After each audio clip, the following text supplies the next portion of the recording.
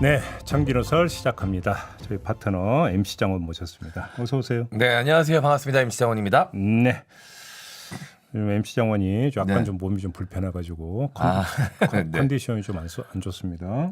예, 제가 지병이 좀 있어가지고 통풍이라고. 어휴, 되게 네. 아픈 건데. 근데 좀 저는 아른지 좀 오래돼가지고 네, 나름 좀 익숙해져 있습니다. 뭐 하여간 통풍을 지금 이기고 여기까지 오시느라 네. 고생 많이 했어요. 근데 저만 아픈가요? 진행자님께서도 계속 컨디션이 안 좋으신 것 같아서 걱정입니다. 이건 이제 노화 현상이고. 네, 저도 그런 것 같습니다. 아이고, 이런 건 안 섞어도 돼. 나이 먹고 좋은 거 뭐가 있나요? 없어요. 진짜 하나도 없나요? 이런 얘기하면 안 되는데. 네. 나이 먹고 지혜와 현명함 이런 거 안 생기나요? 일단 기본적으로 나이 값을 못 하니까 그럼 별로 좋은 게 없고. 뭐가 좋은 게 있을까? 네. 둘이 왜 그러시죠? 왜 이렇게 서로 애틋이라고 또 누가 댓글 이런 올려주셨는데 건 이제 동병상련이라고 하는 거죠. 그죠? 원래 아픈 사람들끼리는 서로 또 지금 친밀감이 생깁니다. 이거 바로 이야기 시작합시다. 네. 지금 후쿠시마 시찰단 일본 가 있잖아요. 논란이 이제 계속 거세지고 있는데 제가 볼 때는 이 논란이 반쪽짜리다. 네. 그래서 잃어버린 반쪽을 한번 찾아보자. 네. 오늘 찾을 수 있는 겁니까? 그러니까 제 딴에 찾으려고 노력을 하는데 네. 우리 촌철님들이 찾아질지는 네. 방송을 끝나고 한번 좀 보도록 하고요. 네. 여기서부터 이야기를 좀 시작을 해보겠습니다. 국민의힘에서 터져나온 두 마디가 있는데요. 자, 첫 번째 말의 주인공은 윤재옥 원내대표거든요. 네. 어제군요. 그러니까 22일에 최고위원회에서 한 발언인데 잠깐 들어보시죠. 민주당이 아무리 내송송 구멍탁 수준의 괴담을 앞세워 국민의 공포를 자극하고 반일 정서를 부추겨봐야 이제 국민들께서 더 이상 그런 거짓말에 속지 않을 것입니다. 네, 국민의힘에서 터져나온 한마디는 바로 이거였고요. 또 한마디는 멀리 영국에서 온 분인데 웨이드 앨리슨 옥스퍼드 교수가 19일 간담회 제목이 공포 괴담과 후쿠시마였다면서요. 네. 이 간담회에서 한 말인데 이거는 그냥 제가 대신 전해야 될 것 같습니다. 뭐 앨리슨 교수가 한국말에 쓸 리는 없을 테니까 네. 이런 겁니다. 오염 처리수 1리터를 섭취했을 때 우리 몸의 방사능 수치가 12일가량 2배가 될 수 있지만 CT, 엑스레이 등 의학 설비에 노출되었을 때 방사선량보다 적다. 1리터가 아닌 10리터까지도 오염 처리수를 마실 수도 있다. 정치적 발언이 아니라 과학적으로 안전하다고 하는 것이다. 이런 말을 했습니다. 이 두 마디를 한번 모아서 네. 지금부터 한번 분석을 해봅시다. 자, 국민의힘 더 나아가서 정부도 마찬가지입니다. 윤석열 대통령도 과학을 강조하니까. 자, 이 정부 여당의 기조가 있는데요. 첫째, 과학을 그렇게 강조합니다. 네. 오염수 논란의 유일한 평가적도로 과학을 설정하고 있지 않습니까? 네. 윤석열 대통령도 과학적 검증을 상당히 강조를 했었잖아요. 그렇죠? 네. 그런데 이 과학을 강조하는데 과학은 대중의 영역이 아니다. 그건 과학자의 영역이다. 권위 있는 과학자의 영역이라고 해서 네. 과학의 권위자를 앞세워서 설명하려고 하고 있죠. 이게 첫 번째 기조입니다. 네. 두 번째 기조, 괴담을 앞세우고 있습니다. 그러니까 과학의 맞은편에서 터져나오는 말들을 괴담으로 규정을 하고 있는 거죠. 괴담으로 규정을 하니까 괴담으로는 토론할 수 없는 거 아니겠습니까? 네. 그러니까 토론하려고 하지 않고 어떻게 하려고 합니까? 단석하려고 하는 거죠. 그래서 한편으로는 설명하려고 한편으로는 단속하려고 한다. 그 자신들이 그러니까 옳다고 생각하는 것은 일방적으로 설명하려고 하고 자신들과 맞대응하면서 반대 그 입장을 내놓는 것은 괴담으로 규정해서 단속하려고 한다. 이런 건데 네. 바로 이런 기조가 응축된 게 이분 잘못이 온 것 같아요. 앨리슨 교수가 했던 말인데 네. 조금 전에 제가 말씀드렸잖아요. 정치적 발언이 아니라 과학적이다. 오로지 과학적이다. 이걸 네. 강조를 한 거잖아요. 근데 제가 볼 때 이건 반쪽짜리라는 거죠. 나머지 반쪽이 바로 정치적인 측면에 있다. 네. 이걸 지금 말씀을 드리는 건데. 근데 과학적인 것만 중요한 사안은 아니다. 그렇죠. 오히려 정치적인 것도 대단히 중요한 건데 이걸 지금 전혀 바라보고 있지 않다. 그래서 과학만 강조하고 있는데 이게 제가 볼 때는 좀 문제가 있다라는 거예요. 네.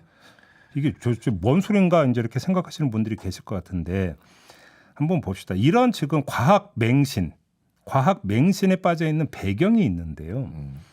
윤재옥 원내대표의 뇌송송 구멍탁 발언. 네. 이게 뭘 염두에 두고 한 겁니까? 광우병 촛불 시위를 염두에 두고 했던 거잖아요. 네, 맞습니다. 이때의 경험에 기초해서 지금 대응을 하고 있는 건데 이때의 경험이 다시 나타나는 것을 막기 위해서 두 가지 선제 조치에 나선 거예요. 첫째, 그러니까 시찰단 파견을 통해서 정부가 할 건 다 했다라는 메시지를 선제적으로 발신하고 있는 겁니다. 이게 광우병 경험의 기초에서 나오고 있는 선제적 조치라고 보는 게 뭐냐면 이때 이명박 정부에서의 그 급작스럽고 일방적인 쇠고기 수입 결정 발표 네. 이것과는 다르게 우리는 사전 예열 과정을 거치면서 충분히 할 건 다 하고 있다라고 하는 것들을 보여주고 있다라는 것이죠. 네. 스태프 파견을 통해서. 그렇죠. 네. 이걸 선제적으로 지금 그 보여주고 있는 거고요. 네. 두 번째, 앨리슨 교수 초청 등을 통해서 이 사람의 입을 통해서 설명을 함으로써 논란의 소지를 선제적으로 지금 차단하려고 시도하는 거 아니겠습니까? 네. 이명박 정부에서는 어떻게 됐습니까? 쇠고기 수입 결정하면서 어떤 설명도 없었어요. 그렇다가 뭐 광우병 얘기 이렇게 나오니까 사후적 설명을 했는데 사후적 설명이 되다 보니까 그게 뭐가 돼버렸냐면 해명이 돼버린 거예요. 네. 해명 더 나가서 변명으로 이제 국민들의 간주거를 했던 것. 네. 네. 이런 우를 범하면 안 된다고 해서 선제적 설명에 나서고 있다. 이렇게 볼 수가 있는 거죠. 네. 그럼에도 불구하고 지금 정부 여당의 움직임은 이명박 정부 때의 그것과 크게 다르지 않다. 저는 이렇게 봅니다. 그 이유는 발신과 지금 설명이라고 제가 말씀을 드렸잖아요. 네. 이 발신과 설명이라는 단어에서 그러니까 이미 녹아 있는데 일방성의 범죄에서 벗어나지 못했다는 점에서 다를 바가 없다라는 거예요. 네. 자, 일방성이라고 하는 것들을 한번 봅시다. 이중으로 강화가 되고 있는데 지금 네. 시찰단 보냈는데 네. 시찰단이 누군지 지금 아세요? 공개가 안 됐죠. 단장 말고는 공개가 일치 안 됐어요. 버스 네. 보니까 버스도 커튼도 다 가려버렸더라고요. 네.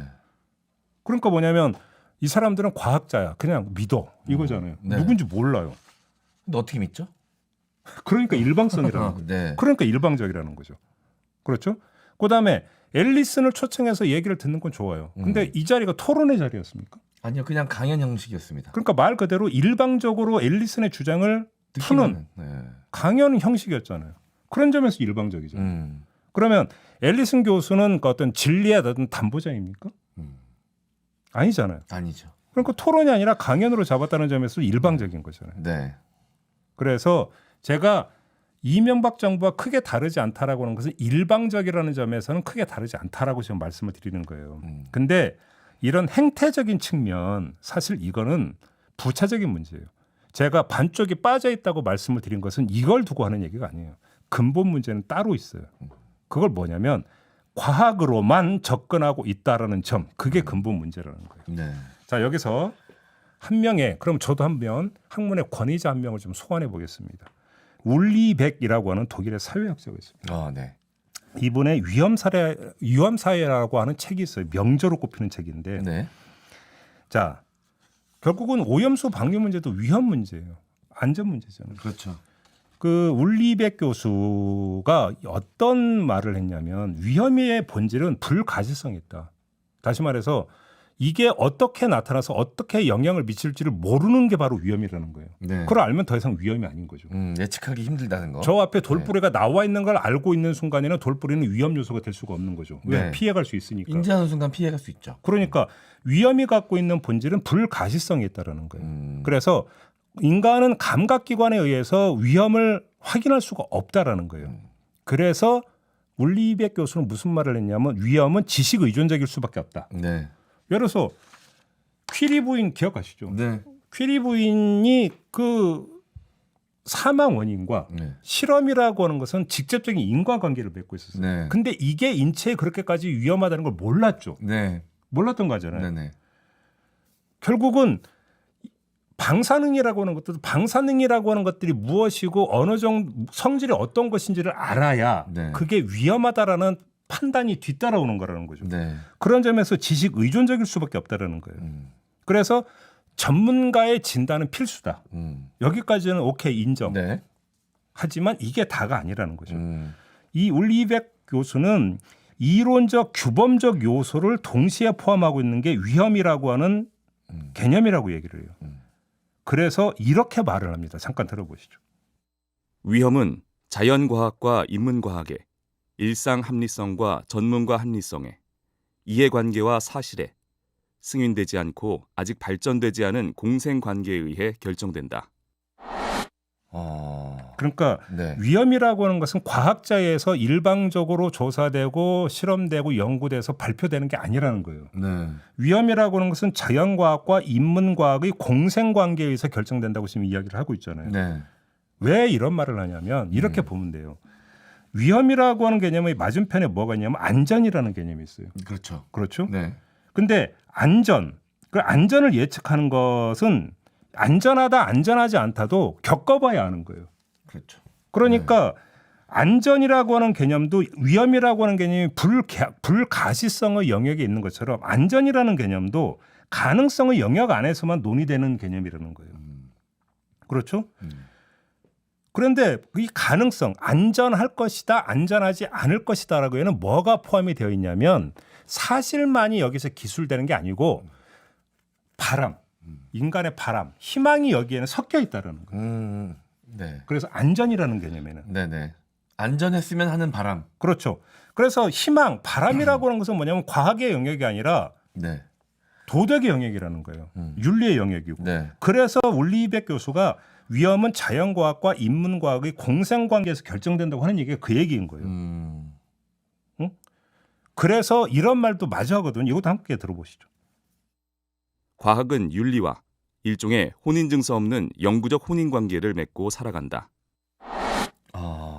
그렇죠. 또 이런 말도 했어요. 네. 사회적 합리성 없는 과학적 합리성은 공허하며 과학적 합리성 없는 사회적 합리성은 맹목적이다.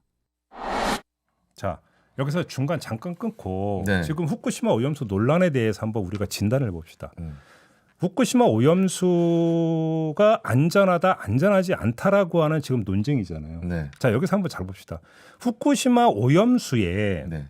그러니까 처리된 오염수에 방사능 물질이 아예 없다라고 주장하는 사람은 아무도 없어요. 그렇죠. 있긴 있어요. 네. 포함이 되긴 그러니까 처리를 하더라도 네. 알프스를 통해서 처리를 하더라도 방사능 물질이 포함이 되어 있긴 하다. 네. 이거는 팩트예요. 네. 사실이에요. 이 사실을 해석하는 영역에서 갈리고 있는 거예요. 네. 그렇죠. 삼중 수소 같은 경우에는 또 걸러지지 않는다 그래서 그렇죠. 그 문제도 또 이제 그런데 이제 문제는 이런 거죠. 삼중수소 같은 경우 일군의 학자들은 네. 이게 몸에 들어간다 하더라도 몸에 계속 축적이 되는 것이 아니라 며칠이 지나면 몸 밖으로 배출이 되는 것이고 전혀 위험하지 않다라고 이야기를 하는 것이고 네. 또 다른 쪽에서는 다른 포유류나 이런 거에 대한 실험을 해보면 그게 아니다라는 거예요. 축적될 수 있다라고 얘기하시는 분도 계시죠. 그렇죠. 근데 잘 보면 이 두 가지 이야기는 모두 시뮬레이션의 영역 안에 있어요. 네. 추정의 영역 안에 있다. 그렇죠. 겪어본 게 아니라는 거예요. 네. 누가 삼중수소를 일부러 벌컥벌컥 들이킨 게 아닌 이상은 네. 그냥 이론적 차원에서 추정 영역에 그러니까 머물러 있는 거예요. 추정 영역에 머물러 있다 보니까 위험하다, 위험하지 않다로 갈려서 싸우고 있는 거잖아요. 네. 그런데 여기서 이것을 어떤 그 바라보고 접해 들어가는 사람의 어떤 정서 상태와 네. 희망 상태에 따라서 이 안전하다, 안전하지 않다라고 하는 것들을 받아들이는 감도와 태도는 달라진다라는 거예요. 그렇죠. 그게 말씀하셨던 사회적 합리성을 바로 그거죠. 말씀하시는 거군요. 바로 그거죠. 그렇기 때문에 그러면 당장 뭐가 나와야 되냐면 안전 기준이라는 게 나와줘야 되는 거고 네. 안전 기준이라고 하는 것들이 과학자에 의해서 일방적으로 선포되는 게 아니라 국민적 토론을 거쳐서 국민이 오케이, 이제 인정돼, 오케이, 고개 끄덕. 네네. 이게 돼야만이 그게 비로소 정립이 되는 안전 기준이 되는 거예요. 네. 이게 없다라는 거예요. 이게. 네네. 자, 그러면 시찰단이 가서 보는 게 뭐예요? 우리는 지금까지 그 얘기를 많이 했어요. 시찰단이 가봤자 오염수 시료 채취해서 보는 게 아니다. 네. 근데 제가 볼 때는 그것도 비본질적 논쟁일 수가 있어요. 왜냐하면 시료 채취했는데 거기에 방사능 물질이 들어가 있겠죠. 네. 있겠죠.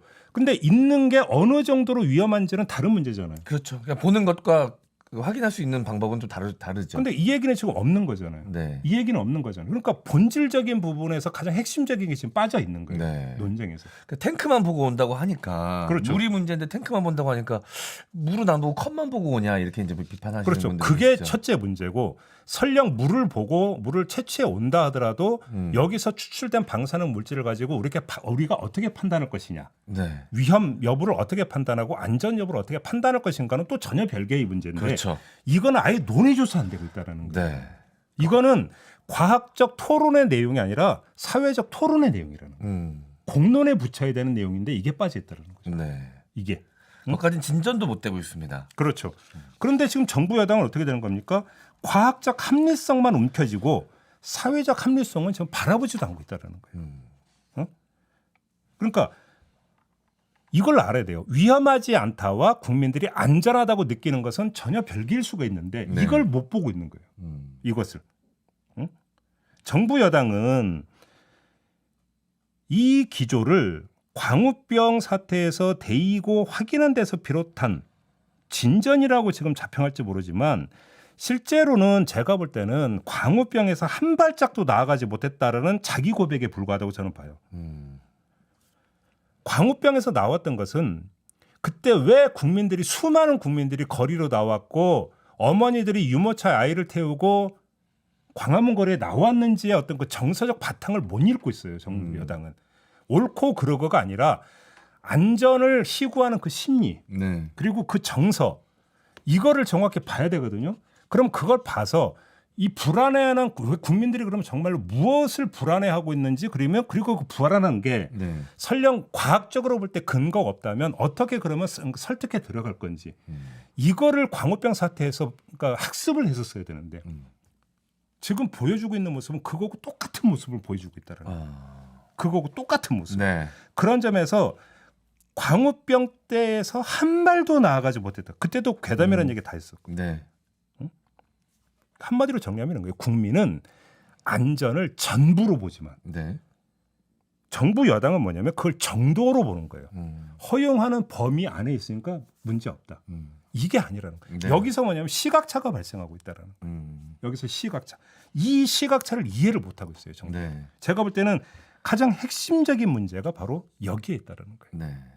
그래서 이런 문제를 해소할 수 있는 방법이 뭐냐면 안전에 대한 공표, 일방적 공표가 아니라 안전을 향한 공론의 과정을 조직해야 되는 거예요. 그래서 한마디로 이야기하면 결론적으로 하면 더 많은 과학이 아니라 더 많은 민주주의가 필요하다는 거예요. 그런 점에서. 네. 근데 이걸 안 하고 있다는 거예요. 네네네. 이거를. 자, 더 많은 민주주의를 구현하기 위해서는 뭐가 필요한 겁니까? 공론의 과정이 필요한 거잖아요. 공론의 과정이 그러니까 전개가 되기 위해서는 뭐가 필요합니까? 절대적 시간이 필요한 거예요. 그런데 그러면 왜 정부는 더 많은 민주주의를 하지 않느냐? 시간에 쫓기고 있기 때문인 거죠. 보세요. 자, 왜 애당초 시찰단 보내려고 할 때 5월 23일을 못 박아서 일본이 이야기를 했는가? 6월 초에 지금 IAEA 국제 원자력 기구 그리고 최종 점검 검증 결과 보고서 나온다는 거잖아요. 그리고 나서 빠르면 7월에 방류 시작한다라는 거잖아요. 일본은 스케줄표 짜놓고 고 하고 있는 거니까 네. 정부는 거기에 따라가서 우리가 할 수 있는 최대한 어떤 퍼포먼스를 보여준다라고 생각하는데 우리가 이렇게 노력했습니다라고 보여주는 것 자체가 국민들한테 설득이 되는 게 아니에요. 네. 그건 정부의 일방적인 그냥 쇼일 뿐이에요. 중요한 것은 쇼가 중요한 게 아니라 지금은 소통이 중요한 거거든요. 네. 국민하고 대화해서 여러분 지금 여러분이 그러니까 자식을 생각하고 해서 안전을 희구하는 건 충분히 알겠지만 이러저러해서 이렇게 되니까 안심하셔도 됩니다라고는. 그래서 안전의 기준부터 접점을 찾아가는 이런 소통의 노력이 됐으니 이건 건너뛰고 있는 거죠. 생략하고 있는 거죠. 왜? 일본의 일정에 따라가다 보니까 그럴 시간이 없어요. 네. 그러니까 그런 점에서도 일방적인 거죠. 그러니까 정부 여당이 이야기하는 안전에는 도덕이라고 하는 게 빠져 있을 뿐만 아니라 네. 참여도 빠져 있다는 것이. 이게 문제라는 거예요. 그래서 제가 반쪽짜리라고 하는 게 바로 이 점이다. 네. 이 사실 안전에 대한 기준은 또 각자 판단할 수 있기 때문에 하나로 또 규정 짓기가 굉장히 힘들잖아요. 그렇죠. 심지어 과학적으로 검증되지 않는 비 오는 날 회 먹으면 위험하다는 얘기도 그 맹신하시면서 비 오는 날 회 안 드시는 분들도 꽤 많이 계시거든요. 그러니까 예를 들어서 네. 시중에 채소를 두 가지를 팝니다. 네. 그죠? 하우스에서 재배한 채소도 팔고 네. 유기농 채소도 팝니다. 네. 근데 유기농 채소가 훨씬 비싸요. 네. 근데 훨씬 비싼데도 그 돈을 기꺼이 지불하면서 사 먹는 심리가 있습니다. 그렇죠. 많이 계시죠. 심지어. 제가 얘기하는 게 얘가 이런 경우예요. 하우스에서 재배한 게 당장 생명에 위협이 되지 않는다 하더라도 좀 더 안전한 것, 네. 좀 더 깨끗한 것, 좀 인간의 더 욕구죠. 몸에 좋은 것. 이것을 그러니까 그 지향하는 것은 인간적 욕구라는 거예요. 네.